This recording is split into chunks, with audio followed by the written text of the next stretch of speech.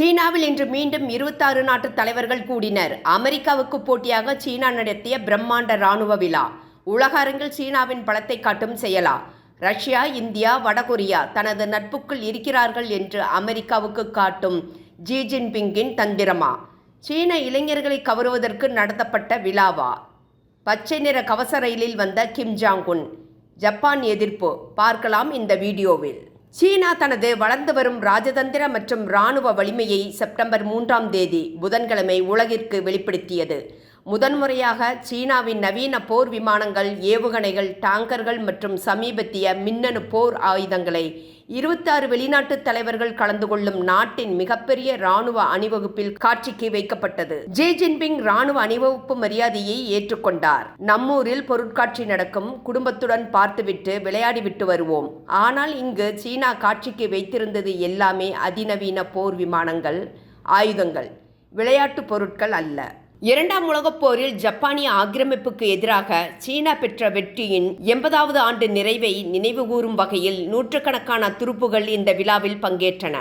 1930 மற்றும் 40களில் ஜப்பான் உடனான நீடித்த போரின் போது மில்லியன் கணக்கான சீன மக்கள் கொல்லப்பட்டனர். இது 1941இல் டோக்கியோவில் பேர்ல் துறைமுக தாக்குதலை தொடர்ந்து உலகளாவிய போராக மாறியிருந்தது. ஆயுதங்களை தவிர ரஷ்ய அதிபர் விளாடிமிர் புடின், வடகொரியா தலைவர் கிம் ஜாங் உன் மற்றும் Iran, Malaysia, Myanmar, Mongolia, Indonesia மற்றும் மத்திய ஆசியாவைச் சேர்ந்த 26 வெளிநாட்டு தலைவர்கள் கலந்து கொண்ட அணிவகுப்பு முக்கியத்துவம் பெறுகிறது. அதாவது நவீன ஆயுதங்களுடன் இந்த தலைவர்களும் என்னுடன் இருக்கிறார்கள் என்று ட்ரம்புக்கு செய்தி அனுப்புகிறார் ஜி ஜின்பிங். சீனா மீண்டும் தான் ஒரு பவர் சென்டர் என்பதை இன்று காட்டியுள்ளது. வளம் இடம் என்று ரஷ்யா மற்றும் வடகொரியா நாட்டின் தலைவர்கள் நிற்க தனது பவரை ஜி ஜின்பிங் காட்டியுள்ளார். வடகொரியா தலைவர் கிம் ஜாங் உன் தனது குண்டு துளைக்காத தனி கவச ரயிலில் சீனாவுக்கு வந்துள்ளார். வடகொரியாவின் 3ஆம் தலைமுறை சர்வதிகாரி கிம் ஜாங் உன் புதன்கிழமை பெய்ஜிங்கின் இராணுவ அணிவகுப்பில் பங்கேற்றார். அமெரிக்க அதிபர் ட்ரம்ப் கடுமையான வரிகளை உலக நாடுகளின் மீது விதித்திருக்கும் நிலையில் சீனாவுக்கு நல்ல வாய்ப்பாக ஷாங்காய் உச்சி மாநாடு அமைந்தது. இந்தியா உள்பட இந்த அமைப்பில் இருக்கும் தலைவர்கள் கலந்து கொண்டனர். தொடர்ந்து இன்று இராணுவ அணிவகுப்பு நடத்தியுள்ளார் ஜின்பிங். உக்ரைன் மீதான முழு அளவிலான படையெடுப்புக்கு புடினுக்கும் சீனாவின் ஆதரவு தேவைப்படுகிறது. ரஷ்யாவுக்கு சீனா உதவி வருகிறது. மற்றொரு நாடு வடகொரியா. வடகொரியா ஆயுதங்களையும் வழங்கி இராணுவ வீரர்களையும் தனது நாட்டில் இருந்து அனுப்புகிறது. 7 ஆண்டுகளுக்கு பின்னர் சீனாவுக்கு இந்திய பிரதமர் மோடி மேற்கொண்டிருந்த ஷாங்காய் பயணம் மிகவும் முக்கியத்துவம் வாய்ந்ததாக கருதப்படுகிறது, வெற்றியாகவும் பார்க்கப்படுகிறது. ஆசியாவில் முக்கிய மற்றும் தவிர்க்க முடியாத நாடாகவும் தலைவராகவும் மோடி உருவெடுத்துள்ளார். ரஷ்யாவின் ஆயுதங்கள் மற்றும் கச்சா எண்ணெயை தொடர்ந்து வாங்குவதால் இந்தியாவின் மீது அமெரிக்கா கடுமையான வரியை விதித்தது. இந்த நிலையில் ரஷ்யா, அமெரிக்கா மற்றும் பிரிக்ஸ் நாடுகளுடன் இந்தியா வர்த்தக உறவை வளர்த்து கொண்டுள்ளது. இது உலக அளவில் கவனம் பெற்றுள்ளது. ஷாங்காய் உச்சி மாநாட்டில் ஒரு கட்டத்தில் புடினுடன் கைகோர்த்து நின்றது உக்ரைனுக்கு ஆதரவாக மோடி நிற்கவில்லை என்று விமர்சித்திருக்கும் மேற்கத்திய நாடுகளுக்கு மோடி அடிபணியவில்லை என்பதற்கான அறிகுறியாகவும் பார்க்கப்பட்டது. மிகவும் சவாலான சூழ்நிலைகளில் கூட இந்தியாவும் ரஷ்யாவும் எப்போதும் தோளோடு தோள் சேர்ந்து நின்றுள்ளன. அப்படித்தான் ஷாங்காய் உச்சி மாநாட்டிலும் புடினும் மோடியும் நின்றனர். கொஞ்சம் ஜி ஜின்பிங்கிற்கும் பொறாமையாகத்தான் இருந்திருக்கும். சீனாவும் இந்தியாவும் எப்போதும் நட்பு நாடுகள் அல்ல. பனிப்போர் இருந்து வந்தது. எந்த வகையிலும் சீனாவுடன் இந்தியா நம்பி செல்லாது. ஆனால் ஜி ஜின்பிங் இந்திய ஜனாதிபதிக்கு எழுதிய கடிதத்தை அடுத்தே பெய்ஜிங் உடன் இந்தியா நெருக்கமானது. அதுவும் வர்த்தகம் என்ற அளவிலும் எல்லையில் அமைதி இருக்க வேண்டும் என்ற அடிப்படையில்தான். இந்த நிலையில்தான் 6 ஆண்டுகளில் முதல் இராணுவ அணிவகுப்பை பெய்ஜிங் நடத்தியது. இந்த அணிவகுப்பில் புதிய ஹைப்பர்சோனிக் ஆயுதங்கள், கப்பல் எதிர்ப்பு ஏவுகணைகள் மற்றும் நீருக்கடியில் ஆளில்லா ட்ரோன்கள் ஆகியவற்றை நேரில் பார்ப்பதற்கு மற்ற நாடுகளின் தலைவர்களுக்கு வாய்ப்பு கிடைத்துள்ளது. விற்பனைக்கான வாய்ப்பையும் பெய்ஜிங் பெற்றுள்ளது.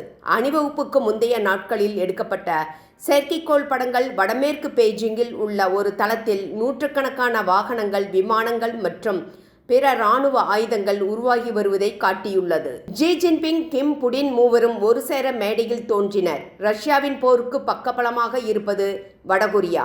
உலகெங்கிலும் உள்ள இராணுவ உளவுத்துறை அதிகாரிகள் மற்றும் பாதுகாப்பு ஆய்வாளர்கள் சீன இராணுவத்தின் எழுச்சியை உன்னிப்பாக ஆய்வு செய்து வருகின்றனர். சீனா மந்தமான பொருளாதாரம், அதிகப்படியான கடன், இளைஞர்களுக்கு வேலையின்மை மற்றும் வீழ்ச்சியடைந்து வரும் ரியல் எஸ்டேட் என்று போராடி வருகிறது.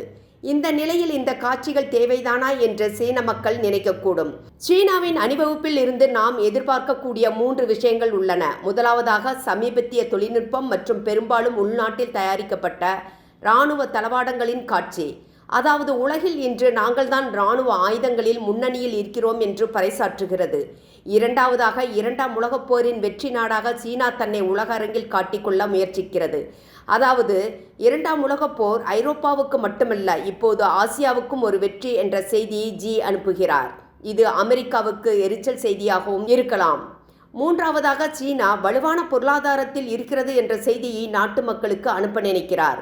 குறிப்பாக இளைஞர்களுக்கு இடையே அதிருப்தி ஏற்பட்டு உள்ளது. இதை மறைக்க வேண்டும் என்று நினைத்த ஜி ஜின்பிங்கிற்கு இது வாய்ப்பாக அமைந்துள்ளது. ஒரு நவீன இராணுவத்தை உருவாக்க சீனா உறுதியாக உள்ளது என்று கூறி அமெரிக்காவுக்கும் பிற மேற்கத்திய நாடுகளுக்கும் செய்தி அனுப்புவதாக இந்த இராணுவ அணிவகுப்பு இருக்கலாம். முதல் முறை அமெரிக்க அதிபராக இருந்த டொனால்ட் ட்ரம்ப் தனது வலைக்குள் வடகொரியாவை கொண்டுவர நினைத்தார், முடியவில்லை. பின்னர் 2வது முறை பதவியேற்ற பின்னர் ரஷ்ய அதிபர் புடினை தனது வளையத்திற்குள் கொண்டுவர முயற்சித்தார், அதுவும் முடியவில்லை. இறுதியில் இந்தியாவும் ட்ரம்பின் நட்புக்குள் இருந்து விலகியது. ஆனால் இந்த 3 நாடுகளையும் தனது நட்புக்குள் கொண்டு வந்து அமெரிக்காவுக்கும் மேற்கத்திய நாடுகளுக்கும் காட்டிவிட்டார் ஜி ஜின்பிங். முதலில் ஷாங்காய் உச்சிமாநாடு பிரம்மாண்டமாக நடத்தினார். 2வது இராணுவ அணிவகுப்பை நடத்தி காட்டியுள்ளார். சீனாவின் எழுச்சியை உலக நாடுகளுக்கு, முக்கியமாக ட்ரம்புக்கு காட்ட வேண்டும் என்பது ஜி ஜின்பிங்கின் திட்டம். 2019ஆம் ஆண்டுக்கு பின்னர் 2வது முறையாக கிம் ஜாங் உன்னும் சீனா சென்றிருக்கிறார். சீனா வடகொரியா நாடுகளுக்கு இடையே பனிப்போர் இருந்து வந்தது. உக்ரைன் விஷயத்தில் சீனா நடுநிலைமை வகிக்கிறது. தற்போது ரஷ்யாவுக்கும் வடகொரியாவுக்கும் சீனாவின் ஆதரவு தேவைப்படுகிறது. அதேபோல் சீனாவுக்கும் இந்த 2 நாடுகளின் நட்பு தேவைப்படுகிறது. மீண்டும் சமீபத்தில் கிம் ஜாங் உன்னை ட்ரம்ப் சந்திக்க முயற்சித்தார். ஆனால் ஜி ஜின்பிங் முந்திக்கொண்டார். சீனாவில் இருந்துதான் வடகொரியாவுக்கு 90% உணவுப் பொருட்கள் இறக்குமதி செய்யப்படுகிறது. இராணுவ அணிவகுப்பில் தனது வலது பக்கம் இருக்கையில் புடினை அமர்த்தி உலகிற்கு காட்டினார் ஜி ஜின்பிங். வரும் டிசம்பர் மாதத்தில் அமெரிக்காவுடன் மீண்டும் வரிகள் தொடர்பான பேச்சுவார்த்தை நடக்க இருக்கிறது. இந்த பேச்சுவார்த்தையின் போது ரஷ்யா வடகொரியாவை தனக்கு அருகில் வைத்துக்கொண்டு காய்களை நகர்த்தலாம் என்பது ஜி ஜின்பிங்கின் கணக்கு. சீனாவின் இராணுவ அணிவகுப்பு நிகழ்ச்சியில் இந்தியா பங்கேற்கவில்லை. ஜப்பானுக்கு எதிரான விழா என்பதால் இந்தியா நிராகரித்துவிட்டது. உலக தலைவர்கள் இந்த நிகழ்வில் கலந்து கொள்ள வேண்டாம் என்று ஜப்பான் விடுத்த வேண்டுகோளுக்கு சீனா எதிர்ப்பு தெரிவித்து இருந்தது. சீனா தனது உலகளாவிய செல்வாக்கையும் இராணுவ வலிமையையும் வெளிப்படுத்த முழு முயற்சிகளையும் மேற்கொண்டு வருகிறது. இது ஜி ஜின்பிங்கின் புகழை உயர்த்தும் முயற்சியாகவும் கருதப்படுகிறது. ஜூன் மாதம் அமெரிக்கா இராணுவ அணிவகுப்பை நடத்தியிருந்தது. போட்டிக்கு சீனாவும் நடத்த வேண்டிய கட்டாயம் ஏற்பட்டு இருப்பதாகவே பார்க்கப்படுகிறது. அணிவகுப்பு பெய்ஜிங்கின் வரலாற்று சிறப்புமிக்க டியானன்மென் சதுக்கத்தில் நடைபெற்றது. இந்த பிரம்மாண்ட விழா மூலம் ஜி ஜின்பிங் தனது இருப்பிடத்தை மீண்டும் சீனாவில் உறுதி செய்கிறார் என்று மட்டுமே பார்க்கப்படுகிறது. நண்பர்களே, உங்களது கருத்துக்களை எங்களுடன் பகிரவும். எங்களது யூடியூப் சேனலை சப்ஸ்கிரைப் செய்ய கீழே இருக்கும் பெல் பட்டனை அழுத்தவும். நன்றி.